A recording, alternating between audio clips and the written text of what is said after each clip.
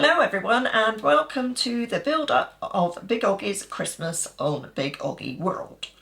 Today we are going to do a pretty much traditional recipe, I guess. A lot of people like pate at Christmas, and we are going to do our own chicken liver pate.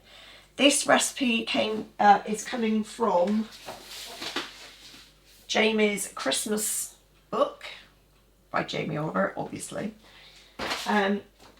But what I will say is that the recipe in the book is huge. It's for about 12 people and we don't need that much. So I've halved the recipe and we're going to crack on and get some lovely chicken liver pate done.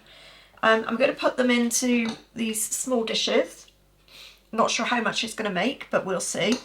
And then once they're cooled, I can freeze them ready for the big day. You can freeze them for up to 2 months in advance. So that's about perfect, really.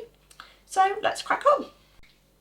Okay, so first off, we need to take half of our butter, put it into a small pan and heat it over a low heat until it melts. And then you're going to let it cook a little bit longer until it separates, because what we want is the clarified butter on the top. But we're not wasting the whey underneath. We're going to use that to cook the chicken livers in.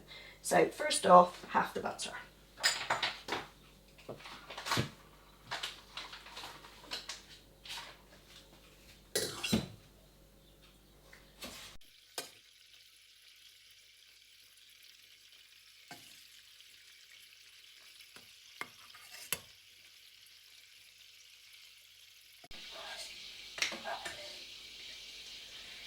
So what we've done is clarified the butter, and it's taken probably 10 minutes. Yeah, there are various different timings from 3 to 25 really.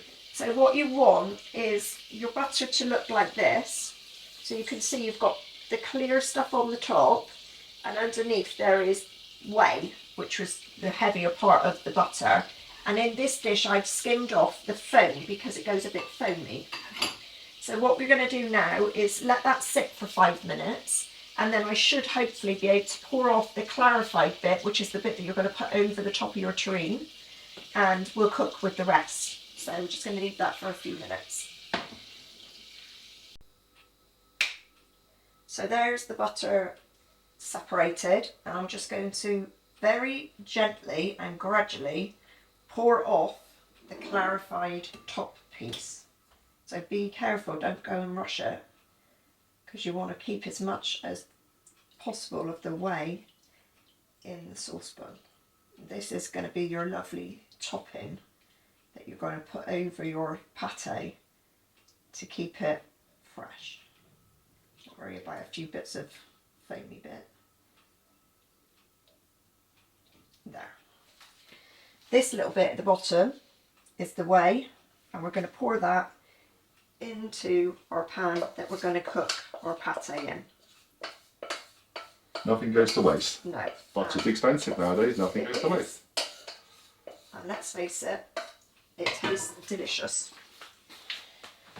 Now, before you carry on, because this is one of the early recipes we're going to put on, we will be doing some quite, luxurious recipes. It is Christmas. We'll also be doing some budget ones as well, so obviously there'll be something for everyone on this run up to Christmas. But it is Christmas, so you have to kind of do some nice things. And we're doing this chicken liver pate as the starter for our main meal on Christmas Day. Yeah, we really are. So this is why we're doing this. So the next step now is to add a tablespoon of olive oil to our what's left of our clarified butter. And then we are going to fry our onions and garlic for about 5 minutes.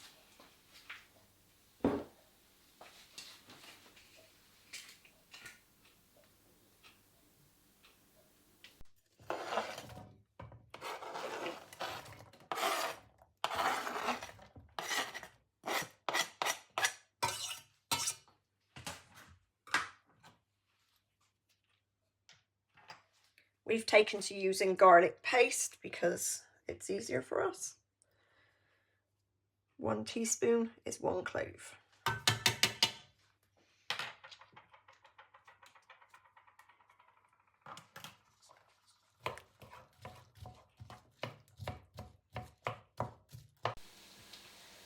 So now I've finally got some heat in my pan. You all know my struggles with my hob. It's time to add the thyme leaves. That was fun. stripping thyme leaves. Yeah. Yeah. There's a brilliant gadget I've heard of. Yeah, we've heard of a gadget, so we will hopefully do a little video of some little gadgets and things you can do for buying for Christmas, maybe. See what we can find. So now you want sort of it to cook quite quickly for about 5 minutes, but you need to keep it moving because you don't want it to burn, but you do want it to sort of soften up and start to colour before the next stage. Obviously, it takes me much longer and you a lot quicker if you've got a gas hob. I'm afraid I can't sort out a gas hole. There's no gas in St. Just. Sorry. Smells lush. Okay, so the onions have started to colour, so now I'm going to add the chicken livers. So in they go. And into that we're going to add some salt. Nice pinch of salt. A grind of pepper.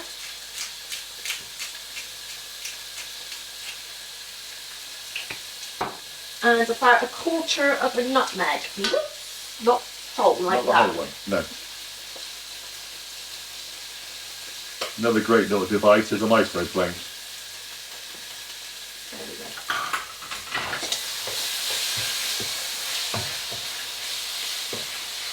Now, do not overcook the chicken livers. You need to cook them until they're blushing inside. So they So almost nearly cooked through. You've got to work quite quick with this.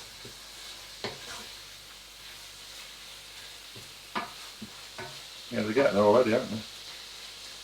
They do go quickly. Of course, the problem with our pan is as soon as you add cold ingredients, it takes the temperature of the pan down again and it needs to heat back up. I'm going to buy you a new pan for Christmas. Are you? Yeah, Merry Christmas. And you should say there's nothing wrong with people buying cookery stuff for Christmas. If you're into cooking, why not? Exactly. If you really enjoy your cookery stuff, then why not? But what I would say is if anybody is planning on buying kitchen things for their partner, maybe they love like cake decorating and all that sort of stuff, so you want to buy some stuff like that, maybe sort of drop a subtle hint or ask for a list, because there's nothing worse than getting something that someone's thought that they've put a lot of thought in and this is really brilliant, and then you get it and you think that's not what I needed or that's not what I wanted. No. So I can very quickly say the same thing about women's underwear, alright? yeah. Men, don't go buying all the garish colours, it don't make any sense to most ladies, alright? They're just going to take it back in the January sales and change it in for something normal. Usable, yeah. I think Christmas lists are definitely the way to go personally. You can always have a very long list and you'll still get a surprise out of it. Absolutely. Yeah.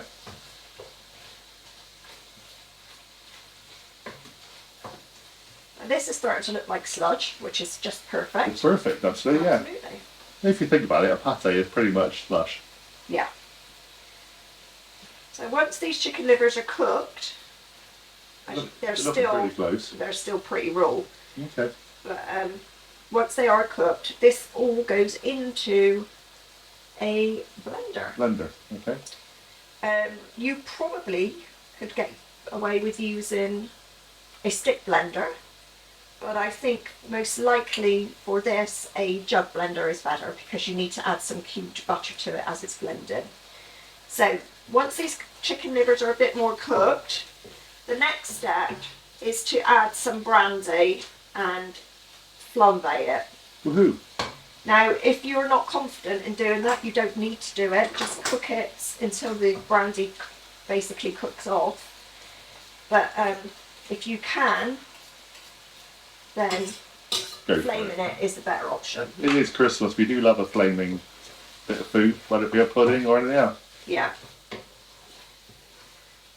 We're also going to be teaching you how to do that, by the way, on the channel. We're going to do a little, very short video about how to flame a Christmas pudding properly. I think we're nearly there. Okay. Yeah, looks pretty So good. that's blushing. I'd say that's blushing. It's certainly embarrassed now anyway. What about that? It'll be fine. Yeah, I'd say that's blushing. Okay. So into this I am going to add about 60 millilitres of brandy. And then we're going to stand back. Oh, yeah, I'm about to zoom in instead. It goes. Yeah, put it in. Give it a little stir. Now, if we had gas, you could just turn on this side and set light to But it. we don't. Ready? There we go. Yeah. And it is doing, you won't see it very well on the camera, most people do, but it is flaming. That'll be gone in a few seconds and then carry on. Okay, so next step is to turn all of our stuff from the pan, juices and everything, into a blender. Be careful, it is hot. And if you had a saucepan with a pouring lip, it would help. I know what's a buyer saying new pan to Christmas, we'll put it on our Christmas list. We're getting there, honestly. I do love this pan. John hates it, but it is my go-to favourite best pan. It has its limitations, let's just say that. Okay. So, lid on.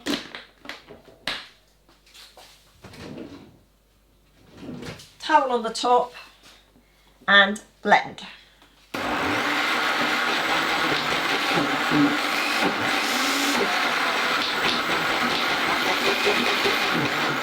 Right, so I don't know if you can see, but it's sort of blending till it's almost sort of smooth. Sort of blended to it's almost sort of smooth. Well, it is kind of smooth, but you're going to blend some more. But before you blend some more, you need to check for seasoning. Just a tiny bit. Okay, that needs more salt. Now the thing with this is don't be scared, because when the pate goes cold, the seasoning seems to disappear. So don't be scared that you're overdoing it. Some more salt and pepper. We'll give it another blend, and then it'll be our final step.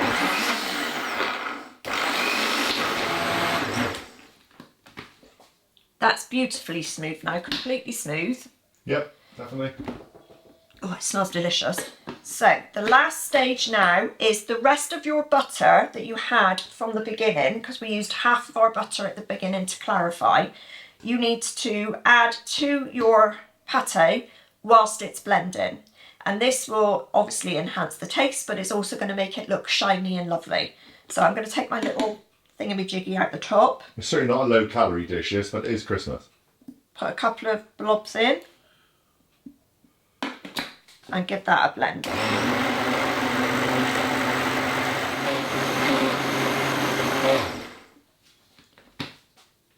Now that is silky as and completely smooth, and it looks like this.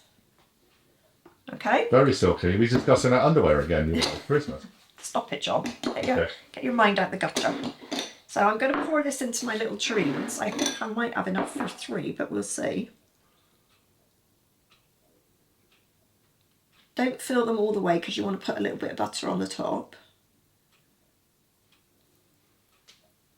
I guess you could put these in little individual ramekins, etc. if you want to do them for posh little starters on Christmas Day, but we'll probably just put ours onto a plate, cut sections out, won't we? Probably. Or obviously put it into one great big one and just stick it in the freezer. You can do that too. Right. So how would you serve yours?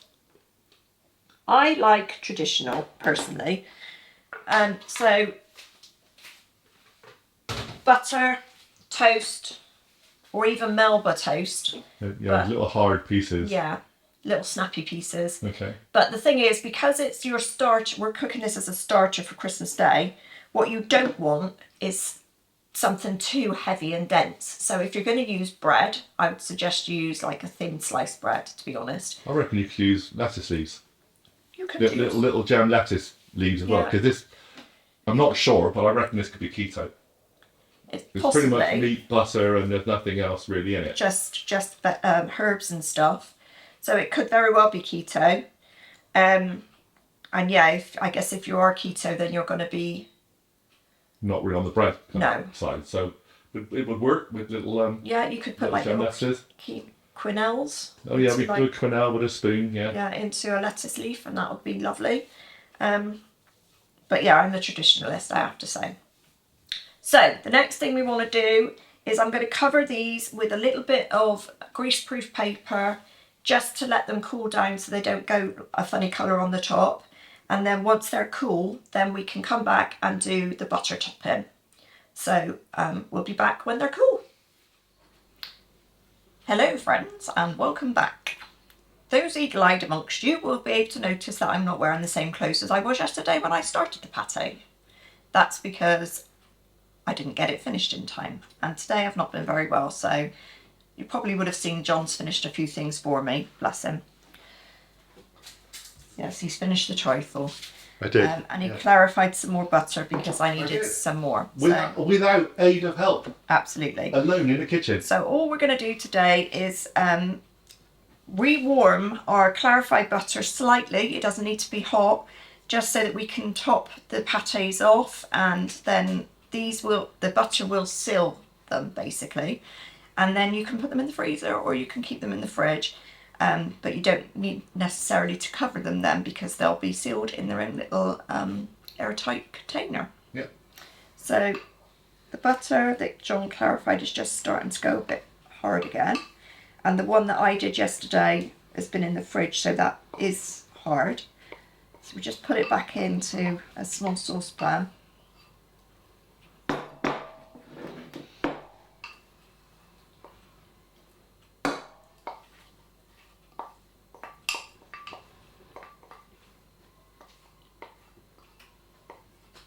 And I'm just, if you can see, it's sort of not hard per se, but it is a bit solid. So I'm going to warm it slightly and I'll be right back. So that took no time at all and it's literally clear. So all I'm going to do is pour it slowly over my little pâtés.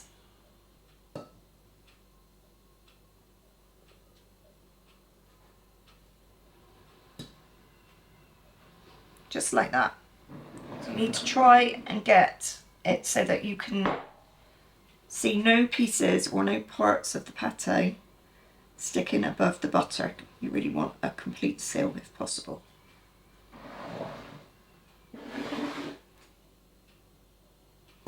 Now when you come to eat the pâté, you can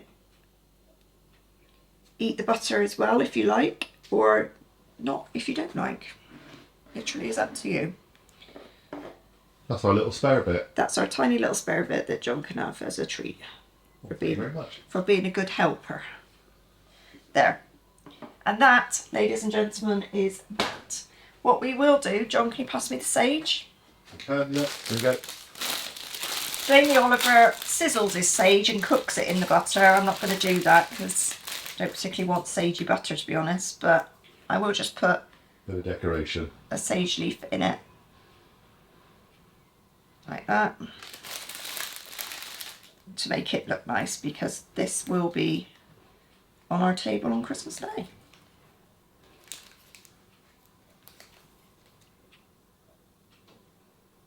Just like that. So, there we are. Silky pâté completed. Once the butter's set, ready to go into the freezer, and we'll sit there happily now until Christmas Day. So if you have not subscribed, please do so. Please hit the notification bell button so that you know when things are coming, because there is a lot of stuff coming. And if you can, we would really appreciate it if you could watch as much as you possibly can. So come along and join us for our build up to Christmas.